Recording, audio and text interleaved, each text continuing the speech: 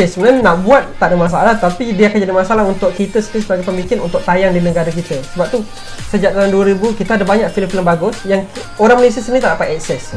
Kita ada generasi filmmaker awal macam Amir Muhammad lagi, ada Tan Choo Moon, James Lee yang filmnya orang Malaysia tak tahu, tapi kat luar banyak menang.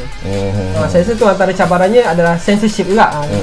Satu segi censorship, sampai censorship tak lepas, tak tayang kat panggung. Kita pun tak tahu, dan kita pun merasa bila kita tak ada benda tu pun kita rasa macam susah ni nak buat, padahal kita dah buat.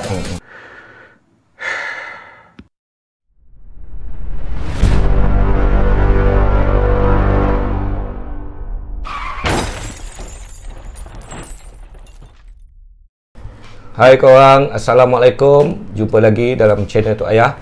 Kali ni Tok Ayah bawa bersama-sama dengan Tok Ayah seorang pengarah muda yang berbakat besar yang akan muncul dalam filem pertamanya, iaitu Prebet Sapu. Prebet Sapu sekarang dalam proses post production. Tak lama lagi akan menemui korang semualah kat luar sana.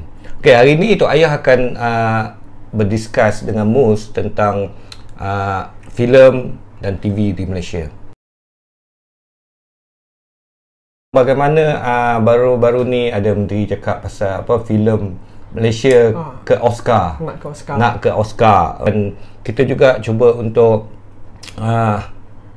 selami tentang proses ataupun tentang cara-cara untuk ke sana lah, proses untuk ke Oscar. Alright Mus, first kali kita bincang pasal apa yang kita sebagai pembikin harus memikirkan, maknanya cerita-cerita yang bagaimana yang boleh kita bawa keluar, boleh pergi ke Oscar macam tu. Okey, saya kalau secara peribadinya saya rasakan filem yang sesuai dibawa keluar adalah filem-filem yang mempunyai nilai-nilai lokal, nilai tempatan, cerita-cerita tempatan, tapi isunya universal. Isunya tentang, okey, kita boleh jadi cerita tu tentang apa yang berlaku tu boleh jadi dekat kampung di Perlis. Tapi nilai dalam filem tu dia tentang keluarga kan universal. Saya rasa itu antara kita boleh cakap resepi lah. Macam Parasite pun pasal family kan. Parasite contoh dia cerita tu hanya berlaku di Korea sebab duduk rumah kat basement, lepas tu kaya. Tapi nilai family tu, family, penipuan, pengkhianatan, kesetiaan, tu semua kita boleh relate. Okey, maknanya kalau begitu, maknanya kita banyak kan, kalau dekat Malaysia pun kita banyak soal-soal isu-isu yang seperti Mus katakan tadi kan, memang banyak berlaku dekat Malaysia. Konten-konten macam ni memang senang je untuk kita ambil. Tapi kenapa tak ada filmmaker nak angkat isu-isu yang begini bawa ke Pawagam? Okay. Satu, saya rasa pertama adalah mungkin filmmaker yang tu dia tak ada akses benda tu, dia tak fikir untuk bawa benda tu ke panggung sebab merasakan benda tu, kisah-kisah macam tu mungkin tak boleh dijual. Dan kedua, tak ada sokongan ekosistem yang betul untuk membantu. Sebagai filmmaker Malaysia kita harus buat cerita macam gini. Ekosistem tu datang dari mana? Biasanya ekosistem saya percaya datang daripada satu pihak berkuasa lah, pihak berkuasa yang pihak kerajaan. Kedua adalah sistem kerja industri filem tu sendiri.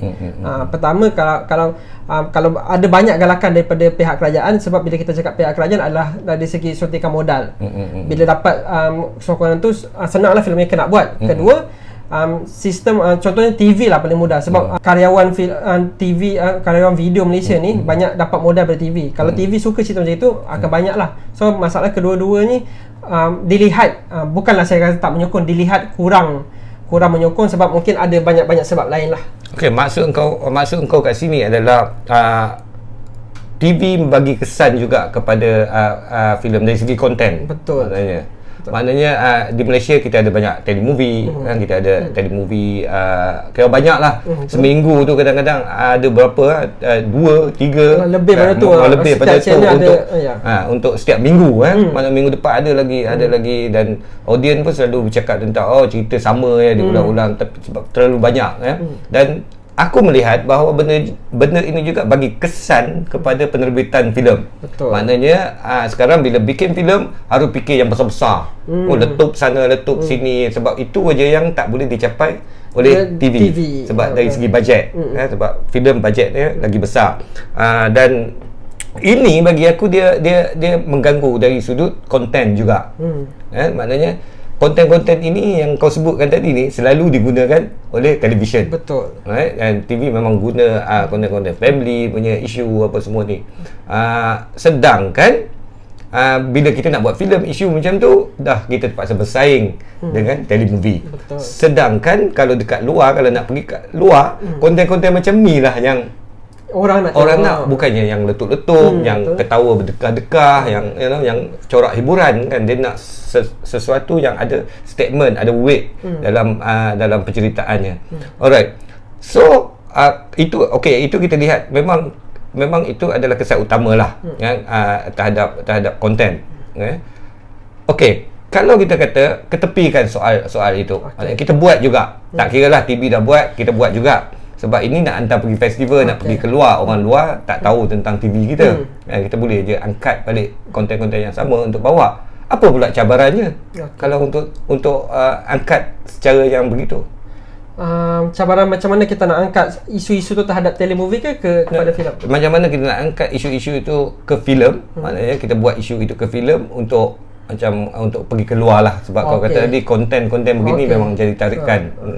So saya rasa walaupun telemovie kita banyak guna isu-isu tempatan yang kita boleh lihat sebagai isu orang dunia boleh relate. Cuma approach TV dengan filem pun berbeza.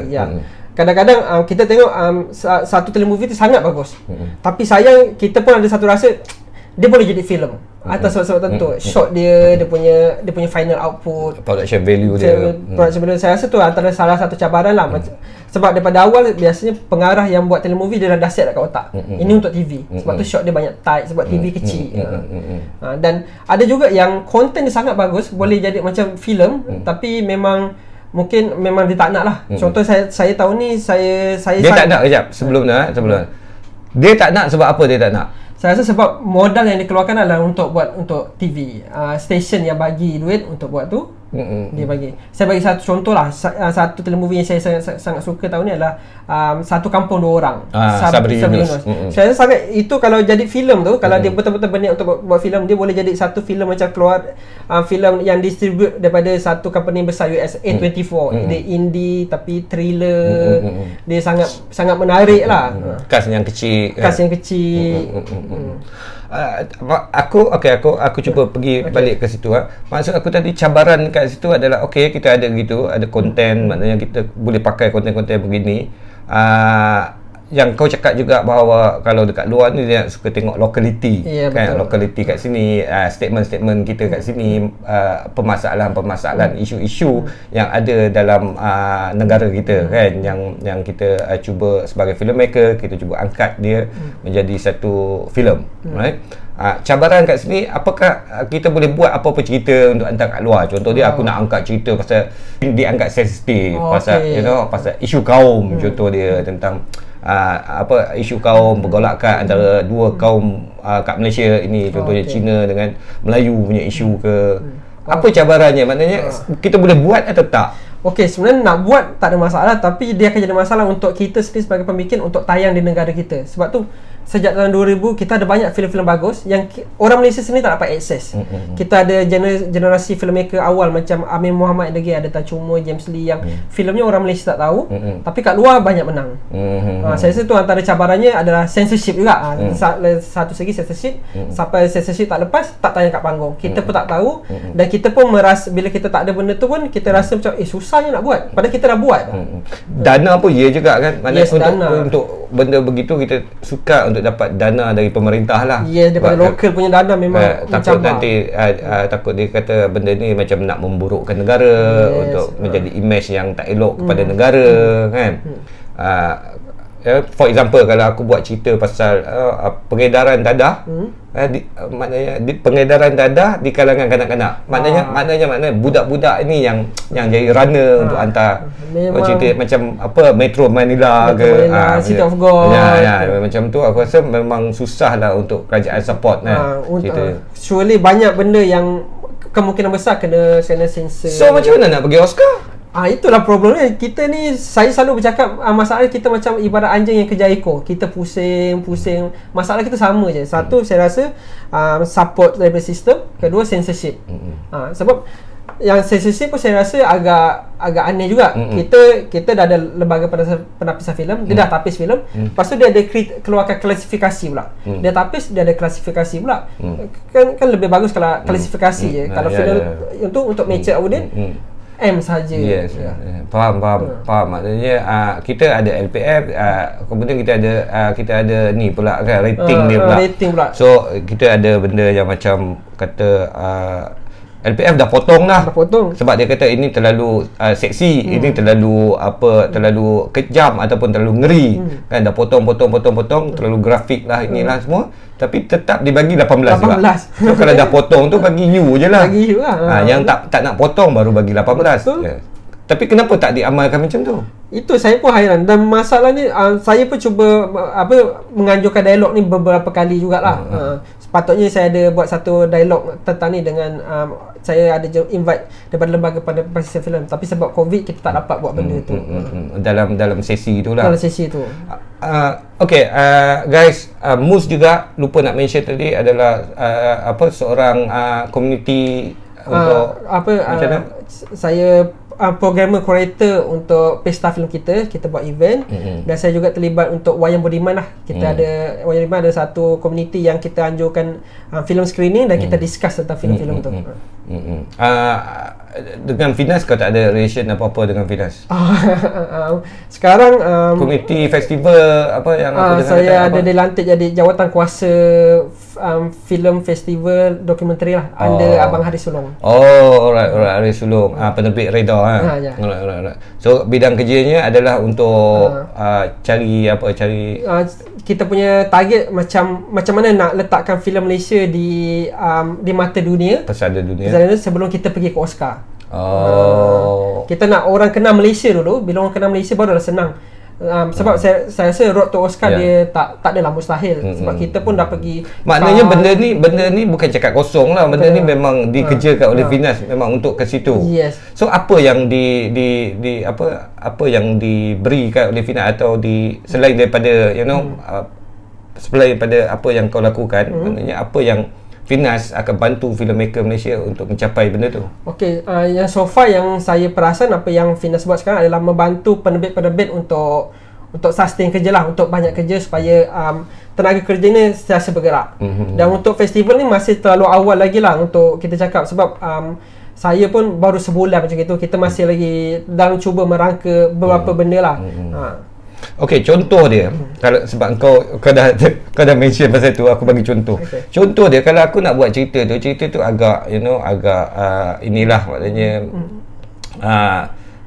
contohlah isu aku angkat cerita isu sumbang mahram. Okey, sumbang mahram tunjuk dari masyarakat Melayu dekat kampung ada kejadian macam ni. Kita angkat konten ini. Apakah Finas melihat benda itu memburukkan dan tidak akan support ke macam mana? Kalau saya nak cakap Finas tak nak melihat keburukan pun, sebab saya pun tak sure apa pandangan Finas. Tapi berdasarkan pengalaman, benda yang macam tu agak sukar lah. Sebab Finas bukan berdiri sendirinya, dia ada di bawah kementerian. So bila mungkin Finas okey, ada satu JAKIM tak okey. Mungkin benda-benda dia kena libat, sebab mereka merasa duit tu, dia kata duit rakyat kan. Ini orang tak tahu bahawa Finas sebenarnya di bawah Finas tu, di bawah dia tu ada agensi lain lagi. Dia kena rujuk kalau cerita ni, kena rujuk ni, sebab kalau terjadi apa-apa nanti dia kena take the blame. Mungkin dia play safe, dia akan support filem-filem yang mungkin isunya okey, ada masalahnya tapi tak terlalu ekstrim, tak terlalu sensitif lah. Dan dia agak mencabar juga untuk kita filmmaker. Kita fikir nak buat cerita macam itu, tapi kita tersangkut sebab dia kata ni fund daripada government. So tak boleh rakyat. Dia tak boleh bagi duit untuk nampak image buruk dia lah kan, untuk fund benda ni. Nanti dia punya image. Contoh okey, tadi sumbang mahram macam ni sangat mungkin okey, mungkin boleh kan, cara dia akan tengok cara dibikin macam mana. Kalau tak ada macam terlalu bogel, tak ada nude scene ke, tak ada scene main ke, mungkin dia okey kan.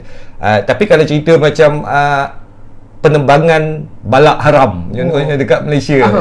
Kisah-kisah macam mana corruption berlaku dalam jabatan kerajaan dan macam mana pembalakan haram tu berlaku, macam mana menteri dapat duit daripada benda-benda tu apa semua. So kita buat cerita macam tu, kau rasa lepas tak? Itu pun sebenarnya mencabar juga. Mungkin saya tak tahu jawapan yang betul-betul lah. Tapi mungkin abang lebih tahu. Abang buat Orang Tu Jaga. Macam mana proses abang? Sebab sebenarnya saya agak masalah bila kita nak buat cerita polis kat Malaysia ni, kita kena pakai polis palsu. Aku dengar kata sekarang ni, aku baru dengar semalam ke 2 hari lepas gitulah. Aku ada dengar sampai kat telinga aku mengatakan bahawa sekarang ni nak buat polis dah tak nak bagi kerjasama dah. Selepas Orang Tu Jaga. So dia salahkan kita orang sebab kita orang tak ikut dia orang punya ni, kita langgar dia orang punya ketetapan yang dipersetujui sebelum ni. Kita buat juga walaupun dia tak bagi buat, kita buat juga. Dia sekarang ni bagi kita, sebab dulu dia pernah warning kita orang. Dia orang pernah warning, dia kata dia orang boleh ni kalau kita orang ikut apa yang dia orang tetapkan, kan, kita tak langgar, ini akan memudahkan lagi untuk next production kalau nak buat cerita polis. Tapi kalau kita kita mendatangkan masalah atau kita tak ikut arahan dia orang, kita langgar, maka nanti akan bagi kesan kepada orang lain gitu. So dia cakap gitu. Tapi baru ni aku dengar kata dah memang polis dah strict lah sekarang. Maknanya kalau buat cerita pasal polis ke apa. Itu yang aku tempoh dulu macam tu lah, macam Bron naik PDRM apa semua. Tapi kita memang kalau kita pergi sana dari segi kerjasama dia orang bagus. Dia orang ada unit dia orang sendiri, maknanya unit filem. Dia akan baca skrip betul bang? Unit filem ni daripada orang graduan filem yang keluar daripada yang belajar filem, ada degree dalam filem tapi tak masuk dalam bidang industri filem ni. Tapi dia orang kerja dengan polis. Ada knowledge jugalah. Dia orang ada knowledge pasal filem. Kalau dulu orang filem boleh kelentong kata ini kalau tak ada ini tak boleh. Tapi dia orang boleh pusing balik. Pasal apa tak boleh pula ni. So dia orang pun tahu pasal filem je. Memang orang yang ada kelulusan filem kerja dekat unit tu. So kita kena melalui dia orang dan dia orang akan baca skrip kita dan dia orang akan apa yang dia orang tak agree, dia orang akan minta kita keluarkan. So macam aku dulu, kita keluarkan lah sebab kita nak luluskan skrip. Kemudian bila skrip dah lulus, kita shoot, ada benda yang kita masukkan balik. Dan itu isunya. Dan saya ingat tahun 2007 saya ada first skrip saya buat pasal polis. Saya tulis skrip waktu zaman belajar. So bila kita hantar skrip, kita nak seorang pelakon ni tau. Saya lupa nama pelakon ni botak. Polis kata tak boleh sebab polis tak boleh botak. So saya pun confused lah macam itu. Memang. So nak jadi macam itu, bila dia berlakon kena pakai wig.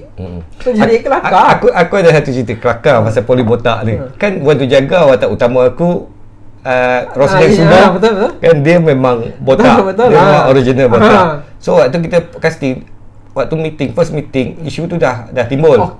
So dia cakap pasal polis botak. Tapi waktu meeting ada pegawai dia memang botak. Pegawai memang botak. So kita cakap dia ada pun dia kata itu pegawai tak apa. Yang pangkat dia tak boleh. Tak boleh. Sebab dia orang tak handsome bila pakai dengan uniform apa semua. Tak ni lah. So tak kena. Tapi watak dalam cerita aku cakap dalam Orang Tu Jaga, polis tak pakai uniform. Dia pakai baju biasa. Kalau baju biasa boleh. Dia jadi macam gitu. Dia tak boleh dengan uniform. Polis botak tak boleh pakai uniform. Tapi kalau dia macam pegawai, bukan pegawai pun, kalau kita panggil detektif, boleh. Macam mana kalau polis tu dia baru masuk, tiba-tiba rambut dia gugur semua. So dia kena buang ke macam mana? Dia kena transfer lah. Kerja kat pejabat ke. Macam pegawai yang cakap tu, pegawai tu tak kerja kat luar. Pegawai tu kerja office. Wow, diskriminasi terhadap orang botak. Body shaming. Okay, tadi kita sembang pasal filem sikit, pasal filem nak pergi Oscar. Sekarang aku nak tanya pasal TV sebab aku baca dekat kau punya Twitter, kau cakap pasal kau respon pada Izham. Idham Mahdin. Bukan sinematografi. Sinematografi tu tu lah. Dia buat ni Amir punya filem terbaru lah. Bukan Bukan Amir Izham. Ni Idham Mahdin. Orang lain kan, Idham Mahdin. Okay, dia cakap pasal working hours, kerja bajet kecil, and then kru kerja lebih apa semua. Ini dia cakap ni isu selepas PKP lah kan. Yes. Yang dia orang terbeban dengan benda-benda yang macam ni. dia kau respon balik, kau cakap yang apa, bajet tak berubah daripada dulu sampai sekarang kan. 100-120 itu bajet dulu, tapi sekarang masih bekerja dengan bajet yang sama kan. So mana kau dapat info ni, maknanya bajet dulu dengan bajet sekarang? Sebab setahu aku yang 100-120 ribu tu bajet sekarang lah. Dan itu pun yang paling tinggi. Sebab 100-120 ribu tu RTM punya bajet. Betul. Yang dah dikeluarkan oleh RTM baru ni pun tahun lepas dia kata dia akan naikkan. Sekarang jadi 140 gitu lah. Gitu. Sedangkan TV3 dengan Astro bajet dia bawah lagi 100. Ada yang 90, 80 yang tu punya bajet kan. Maknanya kalau kau kata 100-120 tu bajet dulu, maknanya yang kita buat 70-80 ribu tu mungkin bajet masa depan.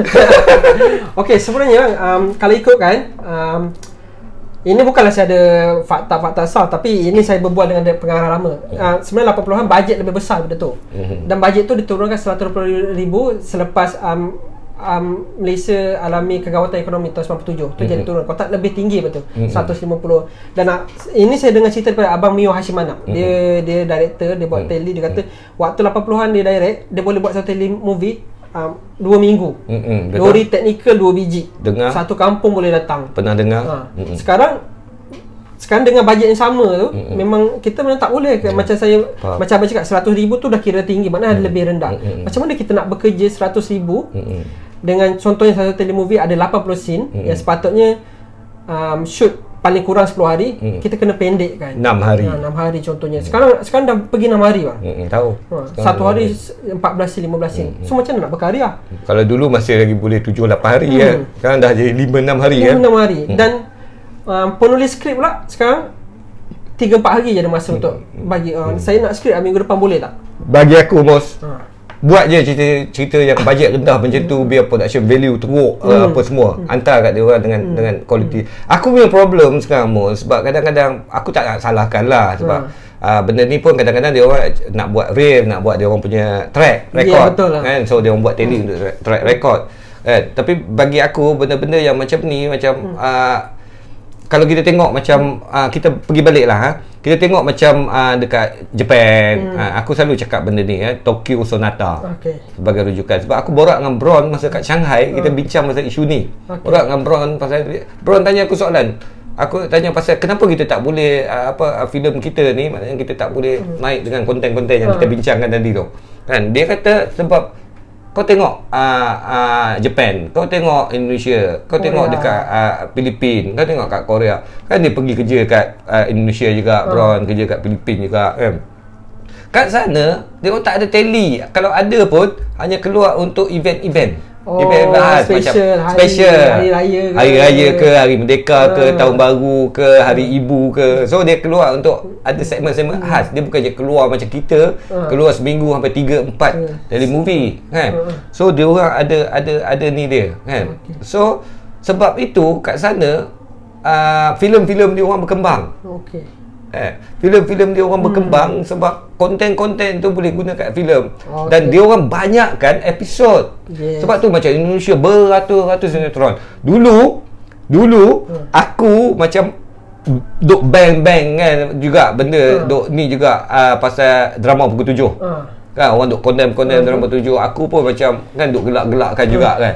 Tapi sekarang aku cakap buat drama pukul 7 tu banyak-banyak. Spend banyak-banyak, buat sinetron beratus-ratus episod, bagus untuk peluang pekerjaan, untuk orang nak bekerja kan. Tele kurangkan, bagi konten-konten tele dan bagi filem. So kau bahagikan benda tu, kau fokus pada apa, TV station fokus pada talk show, pada sport, pada pada series, sinetron ni buat episod ke, dokumentari. Banyak lagi channel-channel lain, news kan, yang kau boleh masukkan dalam ni. Dan perbanyakkan lagi drama pukul 7 ni. Sebenarnya drama pukul 7 itu adalah standard TV. Kan? Problem dia apabila director yang nak buat filem pergi buat telemovie, so dia belanja lebih. So TV station tengok macam 100 boleh buat macam gini. 120,000 kau boleh buat standard macam ni, production value macam ni. Kita turunkan lagi sikit boleh buat. Kita bukan nak, betul lah, satu kita bukan nak salahkan filmmaker kan. Kadang kadang diorang ni inilah peluang nak tunjukkan supaya mungkin dapat filem besar, dapat projek besar. Saya rasa benda ni, tapi masalahnya nanti dia kena game je. Kena game pula. Maknanya bukan game dari sudut tipu ke apa, tak. Maknanya dipergunakan jadi tunggangan TV station untuk buat. Untuk so, buat aku tengok benda ni, bila kau spend banyak, kadang kau belanja, kau buat benda tu bagi cantik-cantik apa semua, lepas tu dia akan guna ini sebagai standard. Dia akan gunakan ini sebagai standard. Tak boleh buat. Lepas tu dia nak semua orang buat ikut standard ni. Padahal yang buat ikut standard tu, dia orang dah rugi, dia orang belanja je. Yes. Kesian dia keluar duit dia sendiri lagi untuk spend. Bajet tak cukup dia spend sebab dia nak buat benda tu nak sebagai track record dia. Betul. TV station pula ambil benda ni sebagai ini. Ini semua teli kena capai ini. Macam ni kalau kau nak buat teli. Betul. Dan sebab tu saya rasa gembira bila ATM beritahu nak naik harga. So bila ATM naik harga, saya rasa mungkin stesen lain kena ikut. Sebab nanti orang cakap tak nak lah baik buat kat ATM. Semua tak nak buat. Contoh macam gitu kan. Atau benda ni ATM dah 10 tahun lepas lah naik harga. Alright lah. So Mus, soalan terakhir aku adalah macam mana kau melihat masa depan filem Malaysia?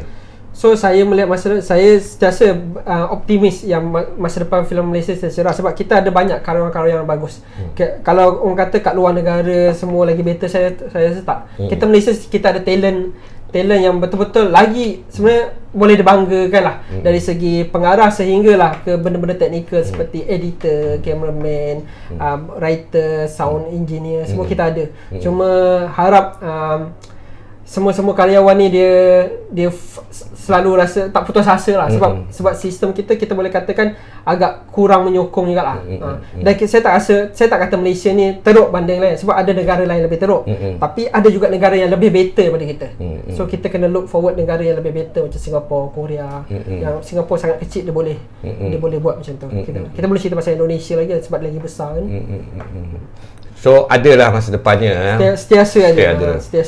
Sebab orang kata karyawan ni hidup kat mana-mana pun dia kalau nak berkarya tu dia akan buat lah macam mana pun. Macam orang kata kat Iran dia opres oleh pemerintah, tetap kat situ tetap lahir banyak filmmaker yang power. Tapi sebenarnya memang begitu. Sebab kalau kita hidup dalam keselesaan, kita tak ada motivasi untuk kita berkarya. Kebanyakan aku tengok karya-karya hebat lahir daripada kegelisahan. Rasa kalau tak buat ni tak boleh, kena buat. Rasa benda-benda macam tu. Kalau tak ni Pak Samad Samad Said pernah cakap benda tu, macam mana ditulis Salina itu dalam 6 hari, sebab benda tu yang dia lalui 6 hari dalam seminggu, 6-7 hari direct dia tulis kan, sambil bekerja. Aku baca dia punya ni, dia siang dia pergi kerja, malam dia menulis. Betul-betul. Selama seminggu 7 hari dia siap novel Salina tu yang tebal. Sebab waktu itu waktu dia dalam kegelisahan, dalam hidup dalam keadaan yang miserable kan. Betul. Yes. Okay, itu saja Mus. Terima kasih datang jadi tetamu Tok Ayah.